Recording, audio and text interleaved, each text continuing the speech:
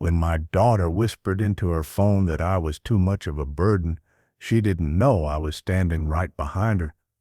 I didn't say a word. I just smiled, walked away, and made 3 phone calls that would destroy the life she'd built on my sacrifice. By the time she realized what I'd done, it was already too late. Justice doesn't announce itself, it just arrives. Before we continue, please subscribe to the channel and let us know where you're listening in the comment. The garden shears felt heavy in my hands as I trimmed the rose bushes Margaret had planted 18 years ago. June roses, she'd called them, her favorite, the kind that bloomed late but lasted through the first frost. I could still hear her voice. "Walter, these will outlive us both. Promise me you'll take care of them." I'd kept that promise, even after the cancer took her 3 years ago. I kept these roses alive, pruning, feeding, talking to them like she used to. The neighbors probably thought I was losing my mind, but I didn't care. These roses were all I had left of the woman who'd shared 42 years of my life. "Dad?"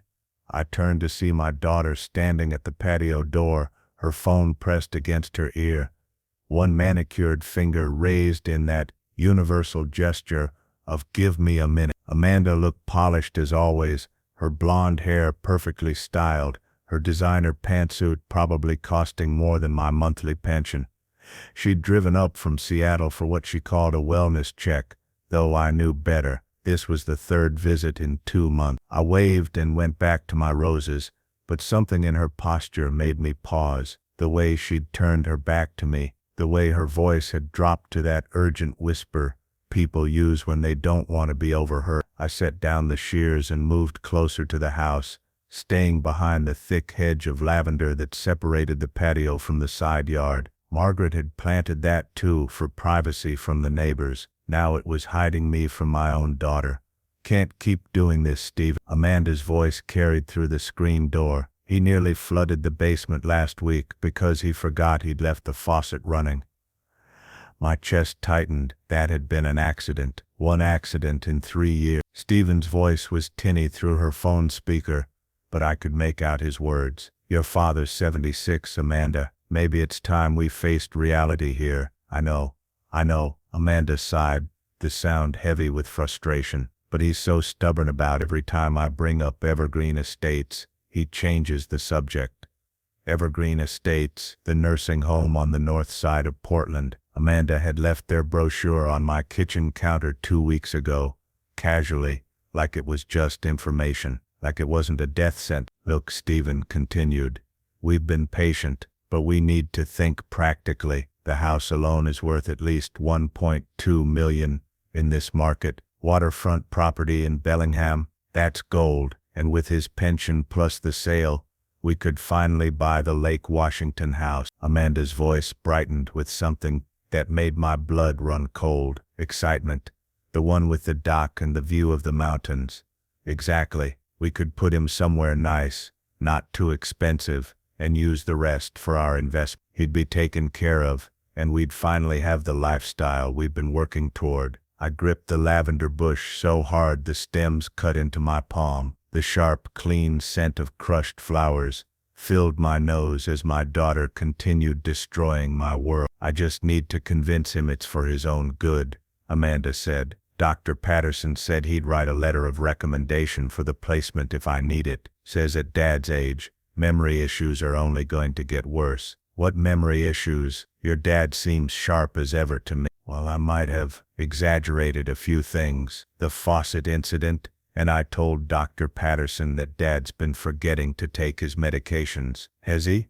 "No, but Dr. Patterson doesn't need to know that." The world seemed to tilt sideways. My own daughter, the baby girl I'd held in the delivery room, the child I'd walked to her first day of kindergarten, the teenager I'd stayed up all night with, teaching her to drive, the bride I'd walked down the aisle, crying like a fool because I was so proud. She was lying to doctors about me, planning to warehouse me in some facility so she could steal the house Margaret and I had saved 30 years to buy.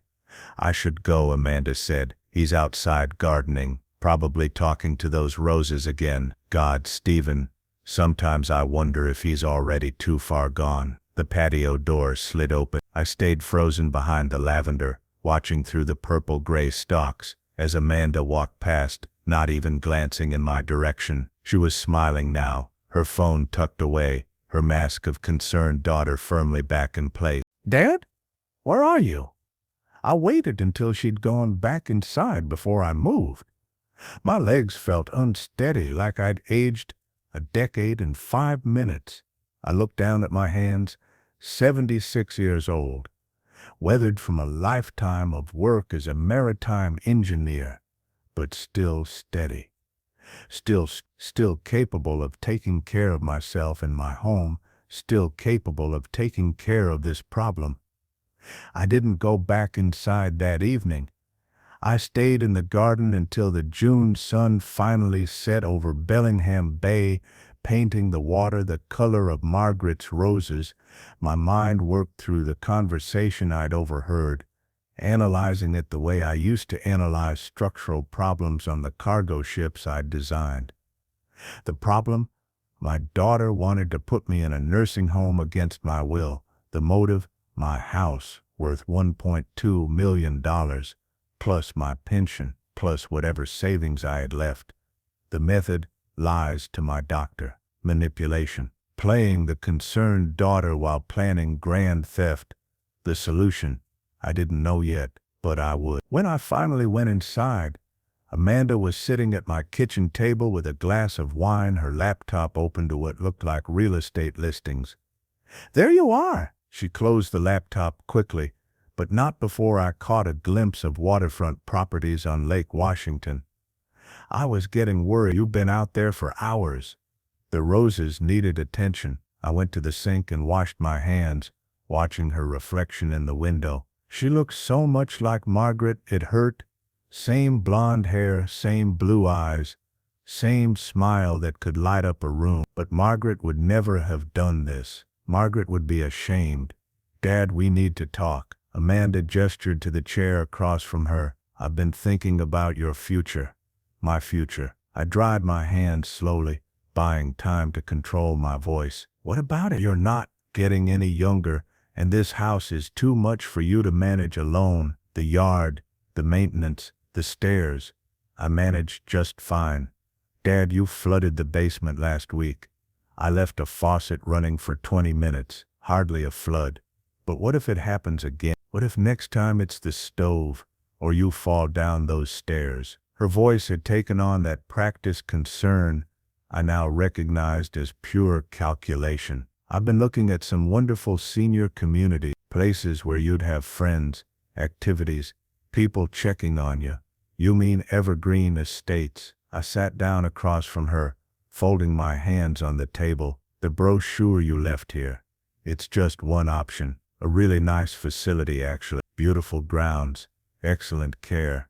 How much does it cost?" Amanda blinked, caught off guard. "What? Evergreen Estates? How much per month?" I'd have to check, but that's not the point. The point is whether I can afford it, isn't it? On my pension. I kept my voice level, emotionless. "Unless you're planning to sell my house to pay for it." Her face flushed. "Dad, this house is worth a fortune, and you're living here alone, barely managing." "I'm managing perfectly well. Are you?" She leaned forward and I saw something flash in her eyes. Anger maybe, or frustration that I wasn't playing along with her script. "Because Dr. Patterson said." "Dr. Patterson said what, exactly?" "He's concerned about your memory, your ability to live independently." "Strange. I just saw Dr. Patterson 2 weeks ago for my annual checkup. He said I was in better shape than most 60-year-olds. I watched her face carefully. "Did you tell him something different?" The silence stretched between us like a tightrope. Amanda's hand trembled slightly as she reached for her wine glass. "I might have mentioned a few concerns," she said finally. "The faucet, the way you sometimes seem confused." "I'm never confused." "Dad, you're 76 years old. It's natural for things to slip." "Nothing slips." I stood up, suddenly tired of this dance. "I know exactly what's happening here, Amanda. I know about the Lake Washington house. I know about your plans for my money." Her face went white.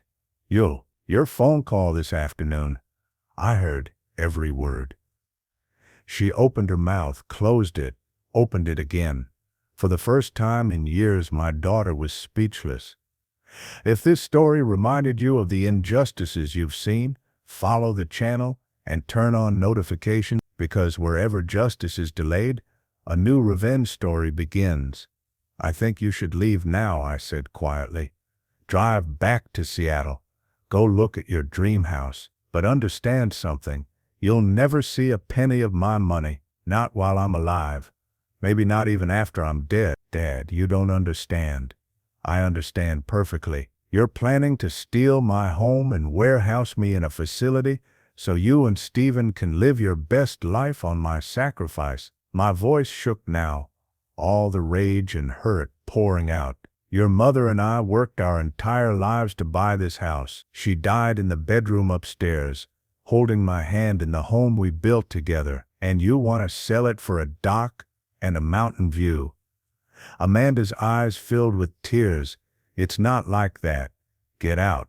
Daddy, please, get out. She grabbed her laptop and purse, moving toward the door with her shoulders shaking. At the threshold, she turned back. I'm trying to help you. You're too stubborn to see it. If this is help, I'd hate to see betrayal. The door slammed. Through the window, I watched her BMW pull out of my driveway, tires squealing slightly on the pavement. Watched her drive away from the house she'd grown up in, the house where Margaret had taught her to bake Christmas cookies, where I'd helped her with calculus homework at this very kitchen table, the house she was planning to steal. I stood alone in my kitchen, Margaret's kitchen, and felt something cold and hard settle in my chest where my heart used to be. My daughter wanted war. She was about to get it. I didn't sleep that night. Instead, I sat at my desk in the room Margaret used to call my captain's quarters, a small office overlooking the bay, where I'd worked on ship designs for 40 years. The walls were lined with blueprints and photographs of vessels I'd helped build. Cargo ships, tankers, even a Navy destroyer during the Gulf War. I'd built things my whole life, strong things, things that lasted. Now I was going to build something else. I opened my laptop.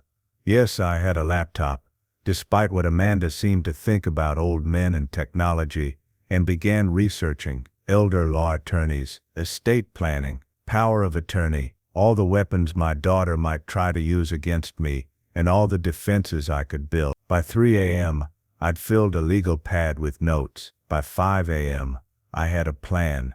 By the time the sun rose over Bellingham Bay, turning the water from black to silver to gold, Walter Morrison was no longer a confused old man waiting to be managed by his greedy daughter. He was a maritime engineer with a problem to solve, and maritime engineers always found solutions. Monday morning, I drove my 15-year-old pickup truck to the offices of Brennan and Associates, attorneys at law. I'd made the appointment Friday afternoon, 3 days before Amanda's visit, 3 days before I'd overheard her betrayal. Sometimes fate has interesting timing.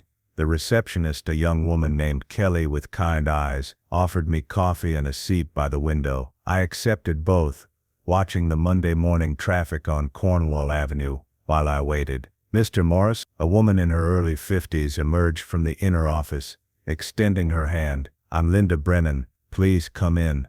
Linda's office was professional but warm, with family photos on her desk and a wall of degrees that would have impressed even Amanda. University of Washington Law, top of her class, 20 years of practice specializing in elder law and estate planning.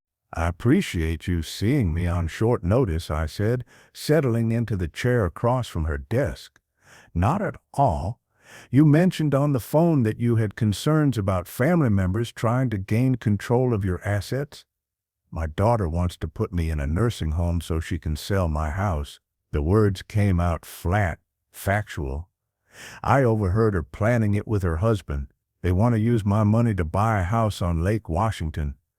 Linda's expression didn't change, but I caught the flicker of anger in her eyes. She'd probably heard this story before. Tell me everything, she said, pulling out a legal pad. I did. The overheard phone call. Amanda's lies to Dr. Patterson, the brochure for Evergreen Estates, the Lake Washington house listings on her laptop. Every detail I could remember, laid out like evidence in a trial. Linda took notes throughout, occasionally asking questions. When I finished, she set down her pen and looked at me directly. "Mr. Morrison, what I'm about to tell you might be difficult to hear, but you need to understand the reality of your situation." "I'm listening." "Your daughter cannot force you into a nursing home, not while you're mentally competent, which you clearly are. She cannot sell your house without your signature. She cannot access your bank accounts without your permission." Linda paused. "However, that doesn't mean she won't try."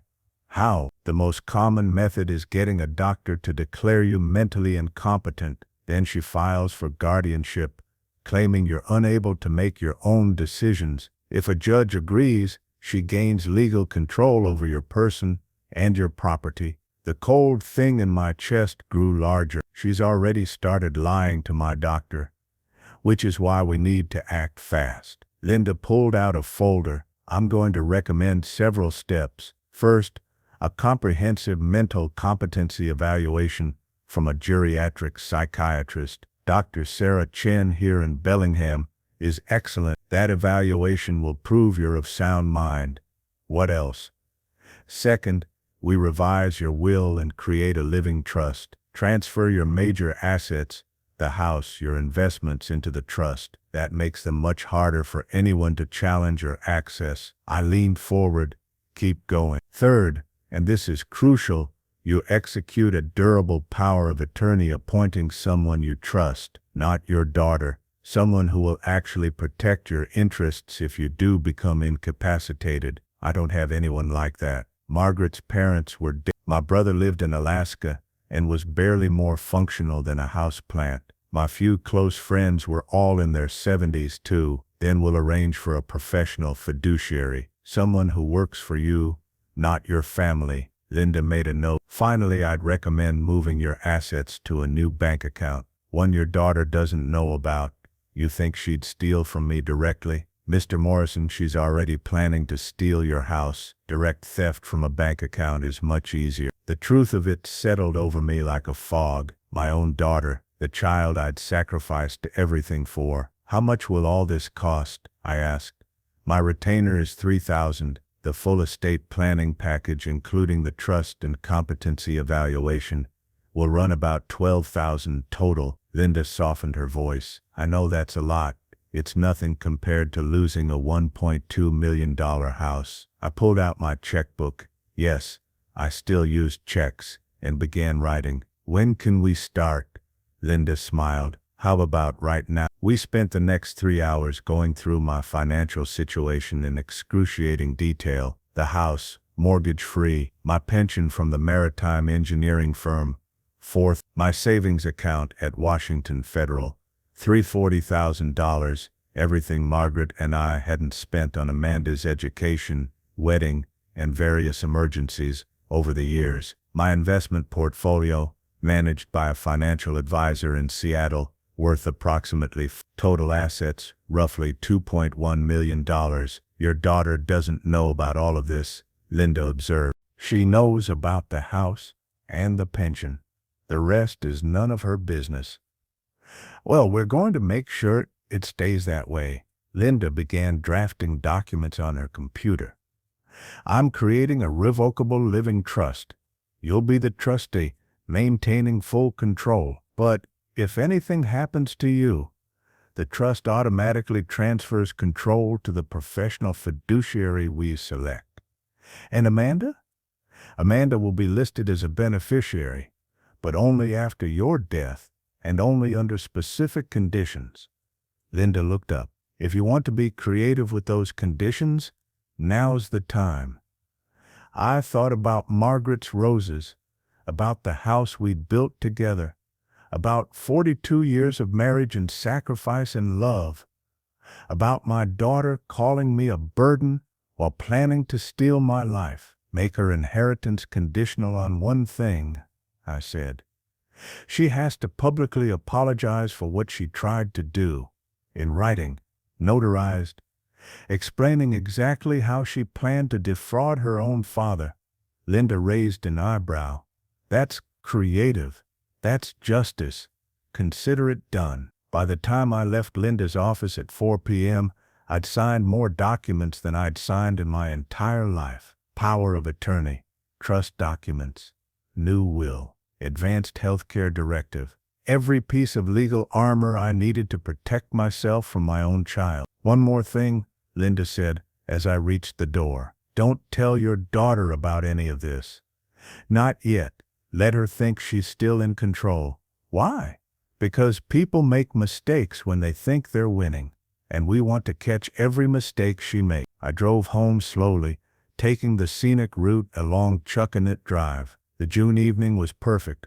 Warm sun, clear sky, the kind of evening Margaret and I used to spend on the deck, watching sailboats glide across the bay. But when I pulled into my driveway, I saw Amanda's B&W parked in front of my house.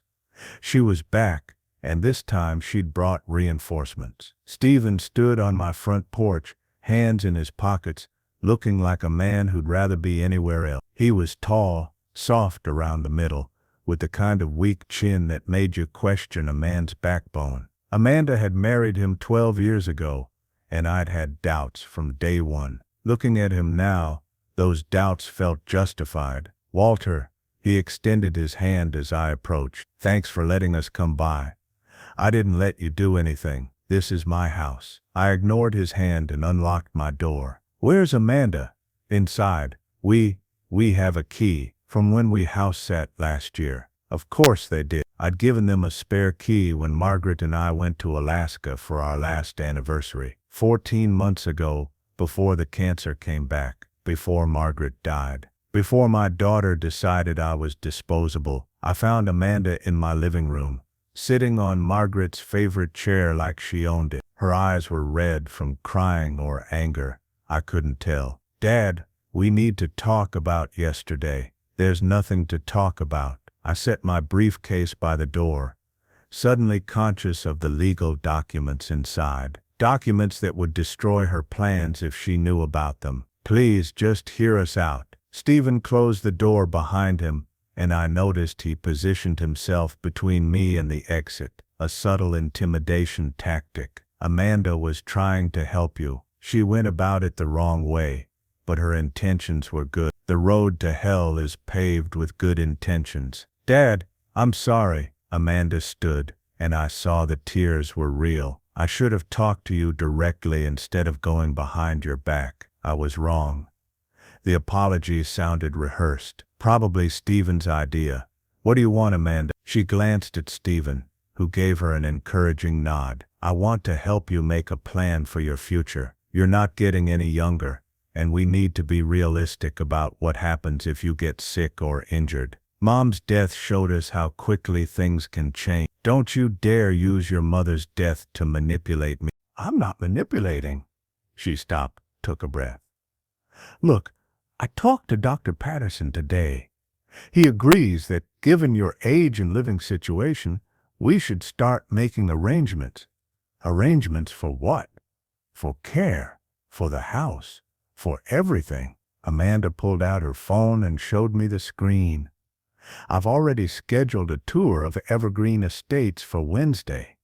Just to look, no commitment. Can you at least come with me? I looked at the screen showing the nursing home's website, smiling seniors playing checkers, pristine rooms with hospital beds disguised as furniture, activities designed to keep the elderly occupied while they waited to die. No, Dad, please. I said no. Stephen stepped forward, his jaw tight. Walter, you're being unreasonable. Amanda is trying to plan for your future, and you're acting like a stubborn child. Funny. I thought warehousing me in a facility so you can buy a Lake Washington house made you the children. Stephen's face flushed red. That has nothing to do with, doesn't it? I heard you, Stephen, on the phone Friday afternoon. $1.2 million, that's gold. Your words. Amanda's face went pale. You were listening. I was standing behind the lavender bush while you and Stephen plotted grand theft. Every word. I moved closer to them, and for the first time in my life I saw my daughter flinch away from me. You lied to my doctor. You planned to force me into a nursing home. You calculated how much money you'd have left after putting me somewhere decent, not too expensive. And now you come here with crocodile tears and rehearsed apologies? It wasn't like that. Get out of my house. Dad, you're overreacting. Get out. Stephen grabbed Amanda's arm. Come on. He's not listening to reason. They moved toward the door, but Amanda stopped at the threshold. When she turned back, the mask had finally dropped. No more tears, no more fake concern, just cold calculation and eyes that looked like Margaret's but held none of her warmth. You're going to regret this, she said quietly. We were trying to help you. Now we'll do it the hard way. Is that a threat? It's reality. You're 76 years old and living alone. How long before you have a real accident? How long before Dr. Patterson has enough evidence to declare you incompetent? She smiled, and it was like looking at a stranger. Enjoy your independence while it lasts, Dad. It won't last long. The door closed with a soft click that was somehow worse than a slam. I stood alone in my living room, in the house Margaret and I had built together, and felt the cold thing in my chest turn to ice. My daughter had just declared war, but she didn't know I'd already won. The next morning, I woke at 5 a.m. like I had every day for 50 years, old habits from my Navy days, before I became a maritime engineer, before I met Margaret, before I had a daughter who would betray me. I made coffee in the kitchen Margaret had designed, strong and black, and watched the sun rise over Bellingham Bay. Somewhere in Seattle, Amanda and Stephen were probably sleeping in their rented condo, dreaming of their Lake Washington house, probably confident that their threats yesterday had rattled me. They had no idea what was coming. My phone rang at exactly 8 a.m. Linda Brennan. Mr. Morrison, good morning. I have some updates for you. I'm listening. First, I spoke with Dr. Sarah Ch. She can see you this afternoon at 2 p.m. for the competency evaluation. It's comprehensive, about 3 hours of testing, but when she's done, you'll have ironclad documentation of your mental capacity. Good. Second, I've identified a professional fiduciary for your power of attorney. Her name is Patricia Walsh, former social worker, 20 years of experience managing estates for elderly clients, impeccable reputation. She can meet with us tomorrow. Even better. Third, and this is important, I received a call this morning from a Dr. Harold Patterson. Your family physician? My grip tightened on the coffee cup. What did he want? He wanted to discuss his concerns about your mental state. Specifically, he mentioned memory issues and confusion that your daughter reported to him. Linda's voice hardened. I informed him that you're undergoing a comprehensive psychiatric evaluation today and that any declarations about your mental capacity without proper testing could constitute medical malpractice. How did he respond? He got very quiet. Then he said he'd wait for the psychiatric evaluation results before making any statements. Linda paused. Mr. Morrison, I think your daughter put significant pressure on him. She told me yesterday they were doing things the hard way now. Which brings me to item 4. I'm filing preemptive paperwork with the court today, a declaration of your mental competency supported by your medical records. If your daughter tries to file for guardianship, she'll find the legal ground already occupied. I felt a smile tug at my lips, the first genuine smile since Friday. You're good at this. What would you do at this point? Write it in the comments. Your thoughts are as important as the story itself. 20 years of fighting greedy relatives will do that. I heard papers shuffling. One more thing. Have you considered what you want to do with the house? The question caught me off guard. What do you mean?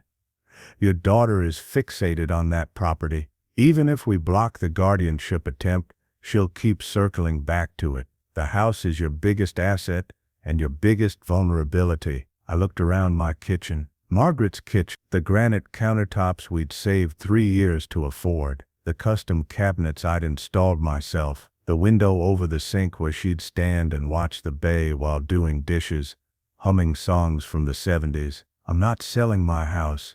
I'm not suggesting you sell it, Mr. Morris. I'm suggesting you put it beyond her reach entirely.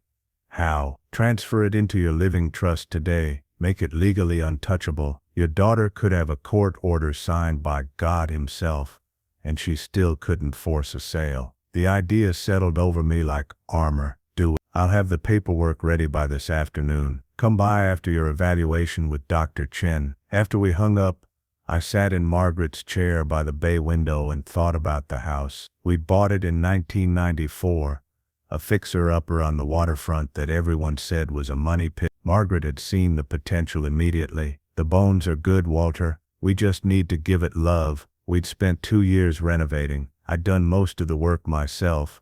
Rewiring, plumbing, frame. Margaret had handled the design, choosing paint colors and fixtures with an eye for beauty I'd never possessed. Caitlin had been 6 years old, running through the construction zone in her pink rubber boots, helping by collecting nails in a coffee can. Those were happy years. Before I knew my daughter would grow up to see me as an obstacle to her dreams instead of the man who'd made those dreams possible. Dr. Sarah Chen's office was in a medical building overlooking Lake Whatcom. She was younger than I'd expected, maybe 45, with sharp eyes behind stylish glasses, and the calm demeanor of someone who'd seen every variation of human behavior. Mr. Morrison, please have a seat. She gestured to a comfortable chair across from her desk. Linda Brennan explained the situation. Your daughter is questioning your mental capacity. My daughter is lying about my mental capacity to gain control of my assets. I see. Dr. Chen pulled out a thick folder. Well, let's find out exactly what your mental capacity is, shall we? The next 3 hours were the most exhausting I'd experienced since my engineering exams 40 years ago. Memory tests where she'd read me lists of words and asked me to recall them 5 minutes later. Logic puzzles, pattern recognition, questions about current events, my personal history, my daily routines. She asked me to count backward from 100 by sevens, to draw a clock showing a specific time, to explain the meaning of common proverbs, to solve math problems without a calculator. Who is the current president? The current president is someone I didn't vote for, but that's beside the point. Dr. Chen smiled slightly. Fair enough. Can you name the last 5 presidents? I rattled them off without hesitation. Tell me about your typical day.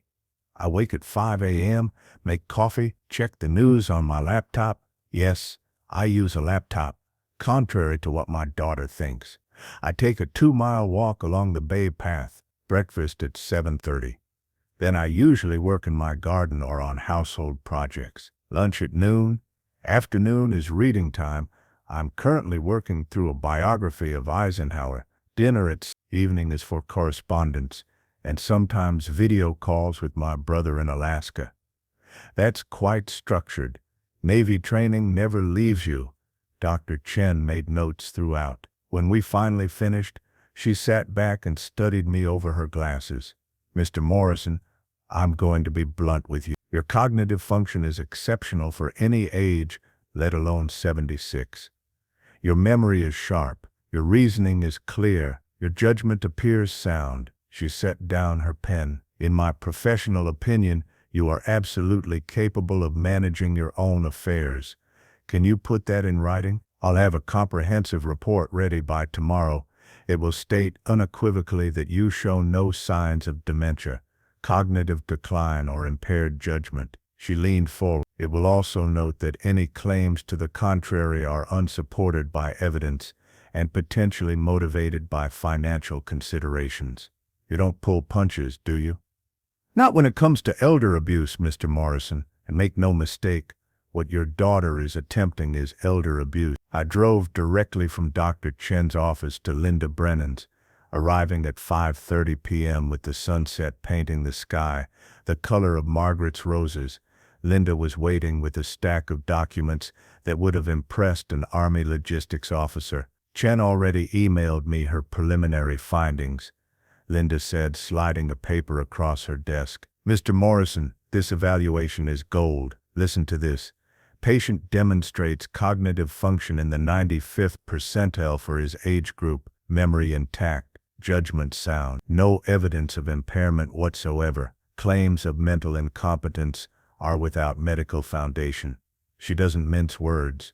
Neither do I. Linda pulled out another document. This is the deed transfer for your house. Sign here, and the property moves into your living trust. Your daughter won't be able to touch it.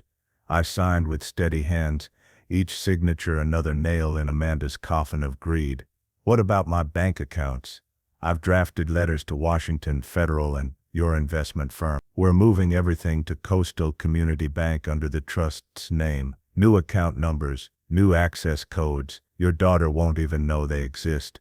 When? We can execute the transfers tomorrow morning. By noon, your assets will be completely relocated and protected. I looked at the pile of documents Linda had prepared in less than 4 days. Power of attorney, living trust, competency evaluation, asset transfers, each one a defensive position in the war, my daughter had declared.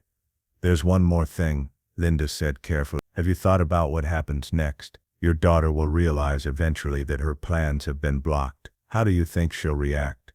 I thought about Amanda's face yesterday, that cold calculation and eyes that looked like Margaret. The threat barely disguised as concern. Enjoy your independence while it lasts. She'll escalate. That's my concern too. Linda pulled out another file. I want to prepare for the worst case scenario. If your daughter does something drastic, tries to forcibly remove you from your home, files fraudulent paperwork, anything, I want you protected. What do you suggest? Security cameras. Document everything. And keep a daily log of your activities, what you did, where you went, who you saw. If she claims you're incompetent, we'll have detailed proof of your daily life. You really think it'll come to that? Linda's expression was grave. Mr. Morrison, I've been doing elder law for 20 years. I've seen adult children do things that would horrify you. Forged signatures, falsified medical records, physical coercion. When there's this much money involved, people become monsters. She's already a monster. Then let's make sure the monster doesn't win. I spent the next week implementing Linda's suggestions with the same methodical precision I'd once used to design cargo ship hulls. First, the camera. I installed a Ring doorbell that recorded everyone who approached my house. 2 outdoor cameras covering the driveway and backyard, a small camera in my living room angled to capture the front door and main hallway. Just being cautious, I told Mrs. Chen, my neighbor, when she asked about the doorbell camera. There have been some package thefts in the neighborhood. Second, the daily log. Each morning, I documented my activities in a leather-bound journal. June 15. Woke 5 a.m. Coffee, news, read 3 articles about maritime trade policy. 2-mile walk, bay path. Worked in garden 9-11, trimmed roses, weeded vegetable bed. Lunch with Henry Patterson at Boundary Bay Brewery. Fish and chips, discussed his grandson's Navy deployment. Afternoon finished Eisenhower biography. Dinner salmon, roasted vegetables. Evening, video call with Brother Jack, discussed his fishing trip. Every detail documented, every activity proof of a mind still sharp, still engaged, still fully capable. Third, the asset transfers. On Tuesday morning, I met Linda at Coastal Community Bank. By 1 p.m., my accounts at Washington Federal had been closed and the funds moved to new accounts my daughter didn't know existed. $340,000 in savings, $580,000 in investments, all safely beyond Amanda's reach. Fourth, the house. The deed transfer was recorded with the county on Wednesday. 2047 Bayside Drive was now owned by the Walter Morrison Living Trust, not by Walter Morrison personally. Why does that matter? I'd asked Linda. Because if someone gets a judgment against you personally, they can't touch trust assets. It's like building a firewall around your wealth. By Friday, 1 week after Amanda's threats, I was legally untouchable. My assets were protected, my mental competency was documented, my daily life was recorded. I was a fortress, and I was waiting for my daughter to attack. The attack came on Saturday morning. I was in my garden deadheading roses in the early June sunshine when my doorbell camera sent an alert to my phone. I pulled out the device and watched the screen. Amanda, Steve, and two other people I didn't recognize, a woman in her 50s carrying a clipboard, and a man in a polo shirt with an official-looking badge on his belt. My chest tightened. I stood up slowly, brushed dirt from my jeans, and walked around the house to meet them at the front door. Amanda's smile was bright and artificial. These are friends of ours. This is Carol Henderson. She's a social worker with Whatcom County Adult Services, and this is Mark Reeves. He's with the county health department. The woman with the clipboard extended her hand. Miss Morrison, we'd like to talk with you about your living situation. I didn't shake her hand. Why?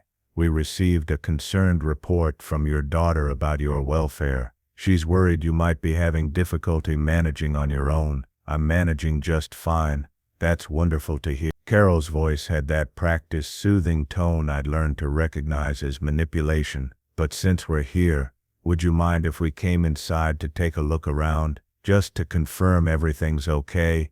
Do you have a warrant? Carol blinked. This isn't a criminal investigation, Mr. Morris. We're just trying to help. Then you don't have a warrant, which means you can't come inside without my permission. I looked at Amanda, and I don't give my permission. Dad, you're being paranoid. Amanda stepped forward. They just want to make sure you're safe. I am safe from everyone except you. Stephen cleared his throat. Walter, this attitude is exactly what Carol needs to see. The defensiveness, the paranoia of a man whose daughter tried to steal his house. I pulled out my phone and held it up, showing the doorbell camera recording. This entire conversation is being recorded. Would you like to continue? Mark, the health department official, shifted uncomfortably. Mr. Morrison, nobody's trying to steal anything. We just want to do a wellness check. Then check this. I'm 76 years old. I walk 2 miles every morning. I maintain my own home and garden. I manage my own finances. I have no cognitive impairment whatsoever. I looked directly at Carol. If you want proof, I can provide a comprehensive psychiatric evaluation from Dr. Sarah Chen, completed last week. Carol's clipboard dropped slightly. You had a psychiatric evaluation? At the recommendation of my attorney, Linda Brennan of Brennan & Associates. Would you like her number? She'd be happy to discuss my mental competency with you. The silence stretched like taffy. Carol and Mark exchanged glances. Amanda's artificial smile had frozen into something brittle and desperate. Well, Carol said finally, if you've already been evaluated by a psychiatrist and you have legal counsel, then I think we can mark this as a false alarm. It wasn't a false alarm, Amanda protested. He's clearly paranoid. Look at all these cameras he installed. Home security cameras are perfectly normal, Ms. Whitmore. Mark was already backing toward the driveway. Mr. Morrison, you seem to be managing well. If you need any county services in the future, please don't hesitate to call. They retreated to their county van, leaving Amanda and Stephen standing on my doorstep like deflated balloons. That's it? Stephen demanded. You're just going to take his word for it? He has a recent psychiatric evaluation and legal counsel, Carol said through the van window. Unless you have evidence of actual neglect or abuse, there's nothing more we can do. The van pulled away. Amanda stood frozen, her face cycling through emotions, shock, anger, disbelief. You planned this, she whispered. The evaluation, the lawyer, the cameras. You knew we were coming. I knew you'd try something. I just didn't know what. Subscribe and stay tuned so you don't miss any true revenge stories. Sometimes even silence is the strongest form of revenge. This isn't over, Dad. Yes, it is. I held up my phone, still recording. You just brought county officials to my house based on false reports. That's harassment. If you try again, my attorney will file a restraining order. You can't watch me. I stepped back inside my house. Oh, and Amanda, tell Dr. Patterson I'll be finding a new physician, one who doesn't take instructions from lying daughters. I closed the door in her face and stood in my entryway, heart hammering against my rib. Through the window, I watched them argue on my driveway, Amanda gesticulating wildly, Stephen trying to calm her down. Finally, they got in their BMW and drove away. I pulled out my phone and called Linda Brennan. It happened, I said when she answered. She brought county social services to my house. How did it go? They left without coming inside. But Linda, this isn't going to stop. She's desperate now. I know. Linda's voice was grim, which is why we're going to take the offensive. Can you come to my office Monday morning? I want to file a harassment complaint and get a restraining order started. Will it work? It'll put her on notice, and more importantly, it'll create a legal record. If she keeps escalating, we'll have documentation of a pattern. After I hung up, I walked to the bay window and looked out at the water. A sailboat glided past, its white sails bright against the blue. Margaret and I used to watch the sailboats together, planning the trip we'd take when I retired, Alaska to Hawaii. We'd bought charts and cruising guides, spent hours plotting waypoints. Then the cancer came, and the dreams died with her. I'm fighting for us, Margaret, I said aloud to the empty room, for everything we built. I won't let her take. The roses in the garden nodded in the breeze, almost like Margaret was acknowledging my words. There's a Monday morning, Linda and I filed a formal harassment complaint with Whatcom County Superior Court. By Wednesday, we had a hearing scheduled. By Friday, I had a temporary restraining order that prohibited Amanda from coming within 500 feet of my property or contacting me except through attorneys. The restraining order was served to her by a sheriff's deputy at her office in Seattle. Linda had made sure of that. Maximum embarrassment for maximum effect. How did she react? I asked. When Linda called with the news, according to the deputy, she was visibly distressed. Apparently, she tried to explain that you're her father and she's just trying to help. And the deputy told her that if her father has legal counsel and doesn't want contact, she needs to respect that. She signed the acknowledgement and the deputy left. I felt something loosen in my chest. Not quite victory, but close to it. What happens now? Now we wait. She has 10 days to respond if she wants to contest the restraining order. My guess is she won't.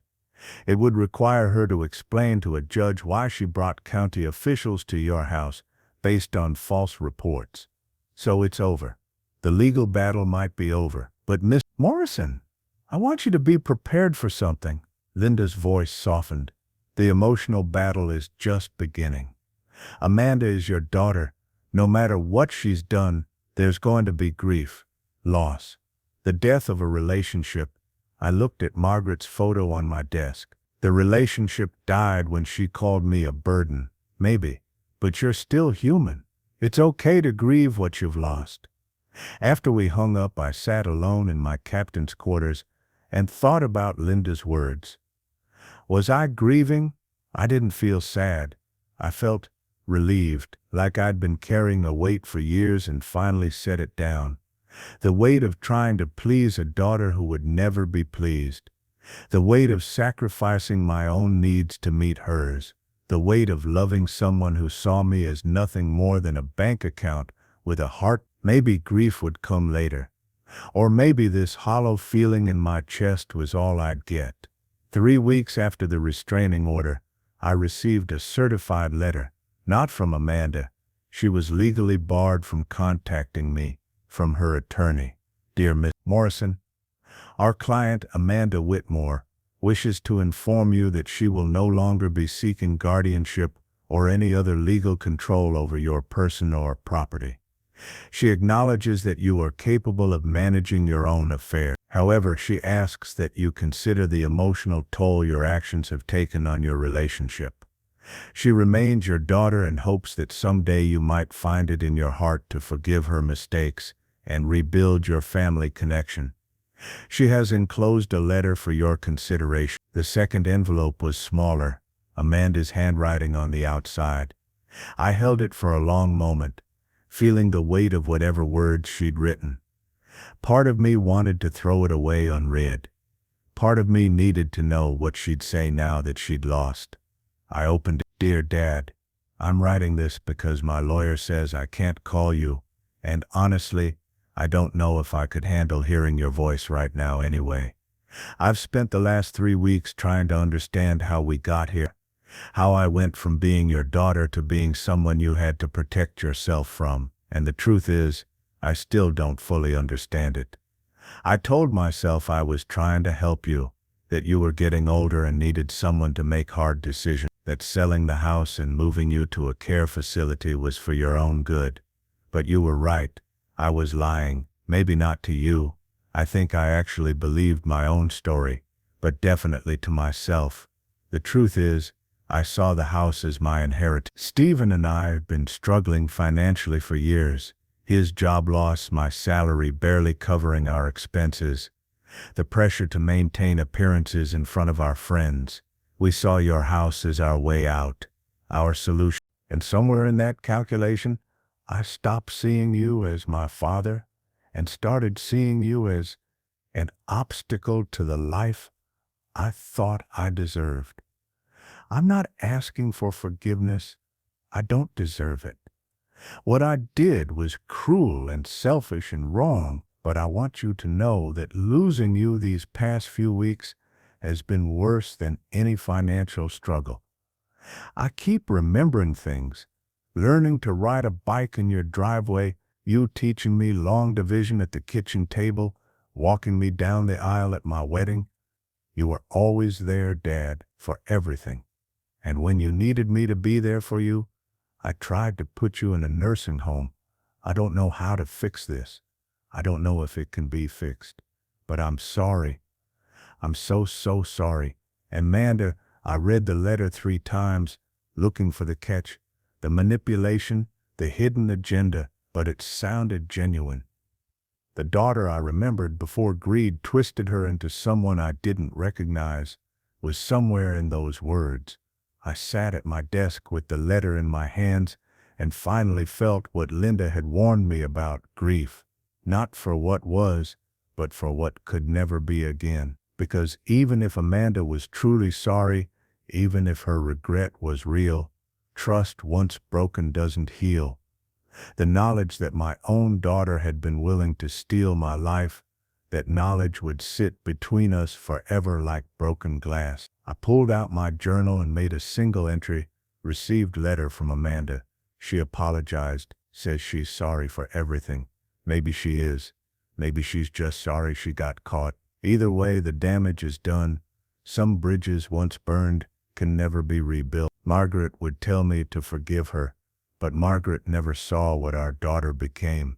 I put the letter in my desk drawer next to the restraining order paperwork, 2 sides of the same coin, one showing what Amanda said she was, the other showing what she'd actually done. 6 months later in December, I received a Christmas card, no return address, but I recognized Amanda's handwriting.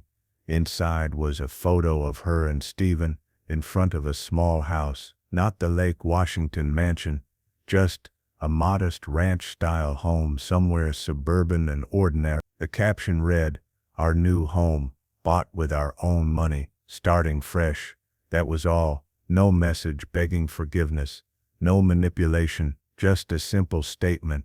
We're making it on our own now. I put the photo on my desk next to Margaret's, studying both women, one taken from me by cancer, the other lost to greed.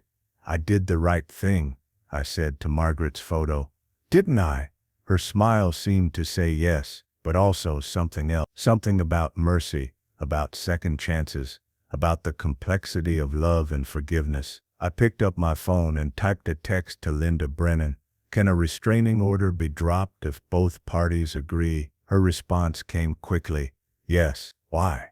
I looked at Amanda's photo, at the modest house that represented hard work instead of inheritance, at what might be the first step toward something resembling redemption. Just thinking about it, not ready yet, but maybe someday, I'd call her, let her visit, rebuild something from the ruins, but not today. Today, the wounds were still too fresh. I stood and walked to the bay window, watching winter rain fall on Margaret's roses. They were dormant now, bare stems waiting for spring, waiting to bloom again when the season was right. Some things needed time to heal. Some bridges needed years to rebuild, if they could be rebuilt at all. I had time. My psychiatric evaluation had proven my mind was sharp, my assets were protected, my life was my own again. And if someday I chose to let Amanda back into it, if she truly proved she'd changed, that would be my choice to make, not hers, not Stephen's, not any lawyer or social worker or doctor's,